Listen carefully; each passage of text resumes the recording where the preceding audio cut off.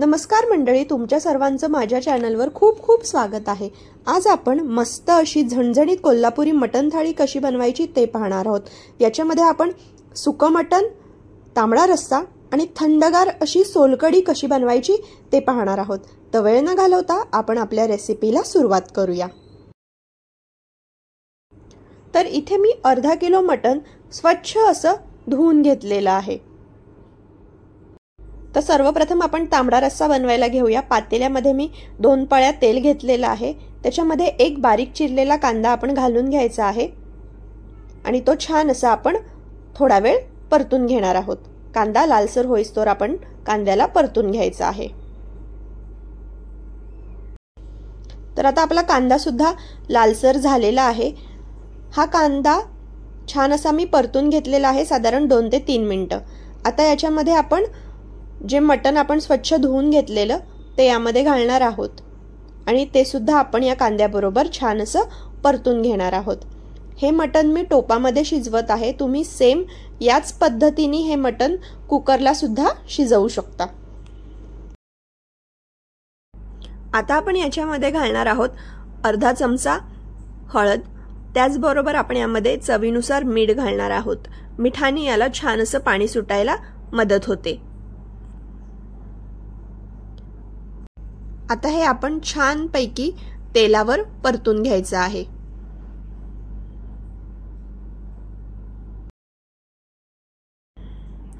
मटण तेलावर छान परतून झाल्यावर आपण आता याच्यावर झाकण ठेवणार आहे आणि मटणाला पाणी सुटून देणार आहे।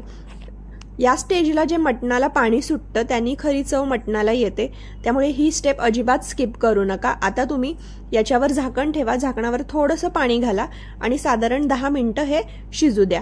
तोवर आपण वाटणाची तयारी करूया। तर वाटणासाठी आपल्याला काय साहित्य लागणार आहे ते बघूया। एक छोटी वाटी खोबरं मी चिरून घेतलेलं आहे, 1 चमचा धणे, 1 चमचा जिरे, 2 चमचे तीळ, त्याचबरोबर काही गरम मसाले आहेत। त्याच्यामध्ये मी वेलची, त्याच्यानंतर 3 ते 4 लवंग, 5-6 काळी मिरी, चक्री फूल असे मी गरम मसाला घेतला आहे। तर वाटण्यासाठी आपल्याला अजून आलं लागणार आहे। आल्याचा 1 तुकडा मी चिरून घेतलेला आहे, त्याचबरोबर 1 गड्डा लसूण सोलून घेतलेला आहे, 1 मध्यम आकाराचा कांदा चिरून घेतलेला आहे, कोथिंबीर घेतलेली आहे आणि 1 मोठा चिरलेला टोमॅटो घेतलेला आहे। तर सर्वप्रथम आपण हे मसाले आहेत ते भाजून घ्यायचे आहेत। तर सर्वप्रथम आपण काही कोरडे मसाले भाजून घेणार आहोत। 1 चमचा धणे, त्याचबरोबर 1 चमचा जिरे आणि 2 चमचे तीळ, त्याचबरोबर आपण जे खडे मसाले घेतलेले होते ते सुद्धा आपण यामध्ये घालून घ्यायचे आहे आणि साधारण मिनिटभर आपण हे छान परतून घेणार आहोत। मसाले हलकेसे गरम होईस्तोवर आपण हे भाजून घ्यायचे आहेत। आता आपले हे मसाले आहेत ते भाजून झालेले आहेत, आपण यांना बाजूला करून घ्यायचं आहे। आता आपण त्याच कढईमध्ये खोबरं घालून घ्यायचं आहे आणि खोबरं सुद्धा आपण छान भाजून घ्यायचं आहे। छान असं लालसर होईस्तोवर आपण खोबरं भाजून घेणार आहोत।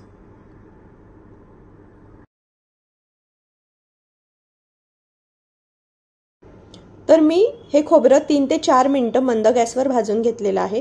आता आपण गॅस बंद करायचा आहे आणि हे खोबरं सुद्धा बाजूला काढून घ्यायचं आहे। कढईमध्ये मी थोडंसं तेल गरम करत ठेवलेलं आहे। आता याच्यामध्ये आपण चिरलेला कांदा होता तो घालून परतून घेणार आहोत। 1 चिरलेला कांदा आहे तो आपण यामध्ये घालून घ्यायचा आहे आणि कांदा थोडासा मऊ होईस्तोवर आपण याला तेलावर परतून घेणार आहोत।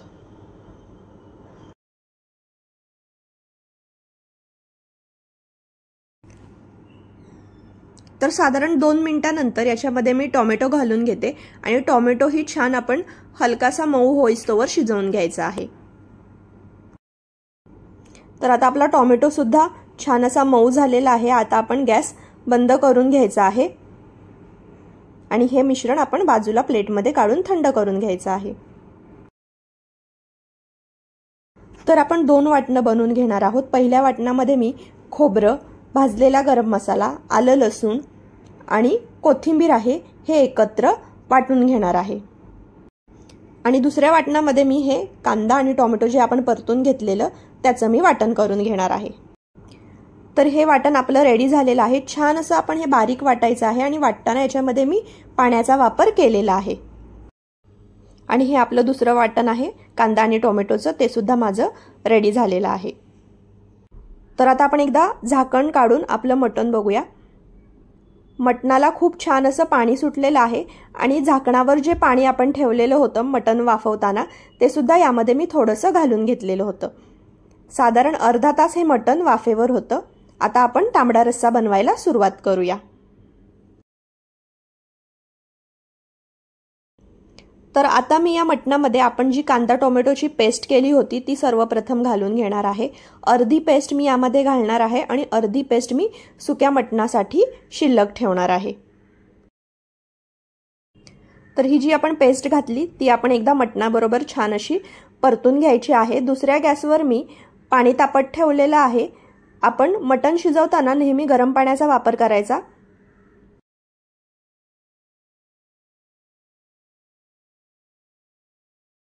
कांदा टोमॅटोची पेस्ट परतून झालेली आहे। आता याच्यामध्ये मी घरगुती कांदा लसूण मसाला घालून घेते।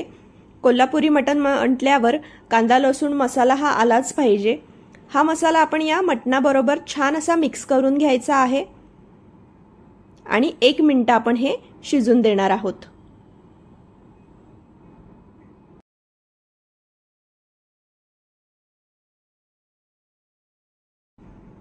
एक मिनिट छान परतून घेतल्यावर बघा तुम्ही किती सुंदर असा रंग आपल्या मटणाला आलेला आहे। तर आता मटणामध्ये आपण जे खोबऱ्याचं वाटण केलं होतं ते अर्ध वाटण यामध्ये घालून घ्यायचं आहे आणि अर्ध वाटण आपण सुक्या मटणासाठी ठेवायचं आहे। हे वाटण घालून आपण हे छान असं मिक्स करून घ्यायचं आहे।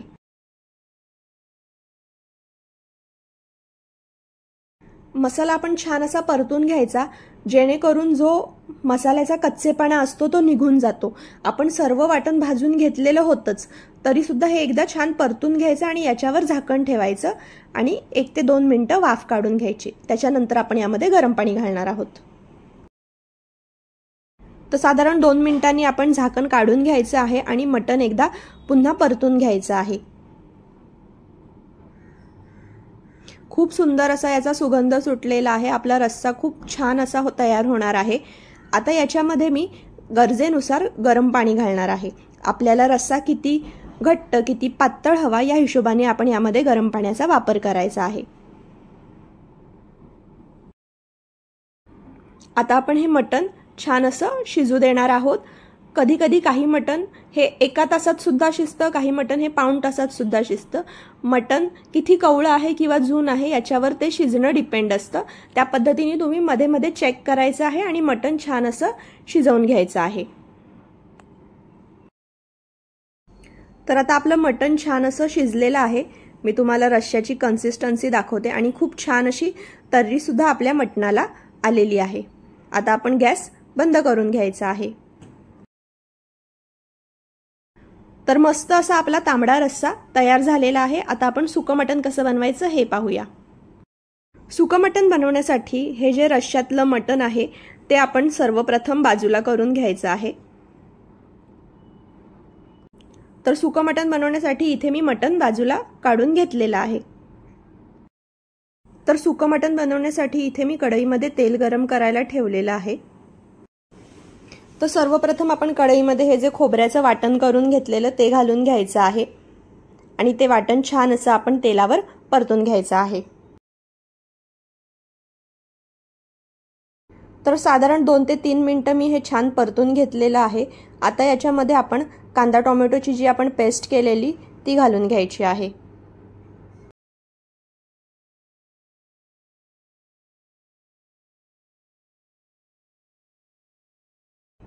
आणि ही पेस्ट सुद्धा आपण छान या वाटणाबरोबर परतून घेणार आहोत। हा मसाला आपण छान असा परतून घेतलेला आहे। आता याच्यामध्ये मी 3 चमचे कांदा लसूण मसाला घालून घेते आणि तो सुद्धा मी या वाटणाबरोबर छान असा परतून घेते। आता हा मसाला जरासा कोरडा आहे, त्यामध्ये आता आपण हा मटणाचा जो रस्सा तयार केलेला होता तांबडा रस्सा तो साधारण मी 2 ते 3 पळ्या घालून घेणार आहे आणि हा मसाला छानपैकी मिक्स करून याला एक वाफ काढून घेणार आहे। ही स्टेप खूप महत्त्वाची आहे, कारण याच्यामुळे जो आपला कच्चेपणा असतो वाटणाचा तो निघून जातो। साधारण 2 मिनिटांनी आपण झाकण ओपन करून घ्यायचं आहे। मसाल्याला छान अशी वाफ सुटलेली आहे। आता हे एकदा पुन्हा आपण छान असं मिक्स करून घ्यायचं आहे। आता आपण या मसाल्यामध्ये आपलं शिजलेलं मटण घालून घेऊया आणि हे मटण छान असं मिक्स करून घेऊया। लक्षात ठेवा, मटण एकदम फेन शिजवू नका, कारण आपल्याला नंतर सुकं मटण करताना आपण शिजलेलं मटण वापरतो। जर तुम्ही फेन एकदम मटण शिजवलं तर या स्टेपला तुमचं मटण एकदम गळू शकतं, त्यामुळे मटण एकदम फेन आपल्याला शिजवायचं नाहीये। छान असं हे मिक्स करून घ्यायचं। तुम्ही यामध्ये हवंय तर मटण मसाला सुद्धा वापरू शकता। तर मटणाला वाफ यायला मी झाकण ठेवून घेतलेलं। साधारण 3 ते 4 मिनिटांनी हे झाकण आपण बाजूला करून घ्यायचं आहे। मटणाला छान अशी वाफ आलेली आहे। आता याच्यामध्ये आपण चिरलेली कोथिंबीर घालून घ्यायची आहे आणि हे एकदा छान असं परतून घ्यायचं आहे। आपलं सुकं मटण तयार झालेलं आहे। जर तुम्हाला यामध्ये थोडीशी ग्रेव्ही हवी असेल तर तुम्ही 1 वाटी तांबडा रस्सा यामध्ये घालू शकता, जेणेकरून तुमचं ग्रेव्हीवालं मटण तयार होईल। हे सुकं मटण तुम्ही ज्वारीच्या भाकरी आणि चपाती बरोबर सर्व करू शकता। तर इथे आपलं सुकं मटण तयार झालेलं आहे। आता आपण सोलकढी बनवायला घेऊया। तर सोलकढी बनवण्यासाठी आपण एका नारळाचे काप करून घेतलेले आहेत। त्याचबरोबर इथे मी 3 लसूण पाकळ्या आहेत, छोटे आहेत, आलं आहे थोडंसं, 1 मिरची आहे आणि 1 चमचा जिरं घेतलेला आहे। तर आता हे सर्व मिश्रण आहे ते आपण या मिक्सरच्या भांड्यामध्ये घालून घ्यायचं आहे आणि त्याला छान असं आपण थोडं पाणी घालायचं आहे आणि बारीक वाटून घ्यायचं आहे। तर यामध्ये तुम्ही वाटताना थंड पाणी घाला आणि हे वाटा, जेणेकरून तुमची सोलकढी थंड व्हायला जास्त वेळ लागणार नाही। तर आता मी हे एकदा मिक्सरमधनं फिरवून घेते। तर अशा प्रकारे आपण हे छान असं वाटून घेतलेलं आहे। तर आता आपल्याला हे मिश्रण छान असं गाळून घ्यायचं आहे। त्याच्यासाठी इथे मी एक चाळण घेतलेली आहे, चाळणीखाली भांडं ठेवलेलं आहे। आता आपण हे मिश्रण या चाळणीवर ओतून घ्यायचं आहे आणि 1 चमचा घ्यायचा आहे आणि छान असं प्रेस करून घ्यायचं आहे, म्हणजे जो रस आहे तो सर्व आपल्या भांड्यामध्ये गोळा होईल। छान असं आपण हे प्रेस करून घ्यायचं आहे, म्हणजे आपला सर्व रस नारळाचा मस्त असा निघतो। ही स्टेप आपण 2 ते 3 वेळा करणार आहोत आणि 2 ते 3 वेळा आपण ही स्टेप करून नारळाचा रस काढून घेणार आहोत, म्हणजे नारळाचा रस पूर्णपणे निघण्यास मदत होते। आता हा नारळाचा जो चव आहे त्याच्यामध्ये पुन्हा एकदा आपण पाणी घालायचं आहे आणि मिक्सरला फिरवून घ्यायचं आहे आणि ही स्टेप आपण पुन्हा 2 वेळा रिपीट करायची आहे। तर अशा प्रकारे आपण नारळाचं दूध काढून घ्यायचं आहे। आता याच्यामध्ये मी अर्धी वाटी कोकम आगळ घालून घेणार आहे। हे कोकम आगळ जर तुमच्याकडे नसेल तर तुम्ही कोकम पाण्यात भिजवून त्याचा रस सुद्धा यामध्ये वापरू शकता। आता याच्यामध्ये मी चवीनुसार मीठ घालून घेते। याच्यामध्ये मी साखर वापरत नाही, कारण कोकम आगळ हे गोडच आहे, माझ्याकडे आहे ते, त्याच्यामुळे मी साखरेचा वापर करत नाही। आणि हे छानपैकी मिक्स करून घ्यायचं आणि याच्यामध्ये आता आपण कोथिंबीर घालून घ्यायची आहे। तर अशा प्रकारे आपली सोलकढी रेडी झालेली आहे। तुम्ही याला फ्रीजमध्ये ठेवून छान असं गार करून घेऊ शकता। आता आपण आपली मटण थाळी सर्व करून घेऊया।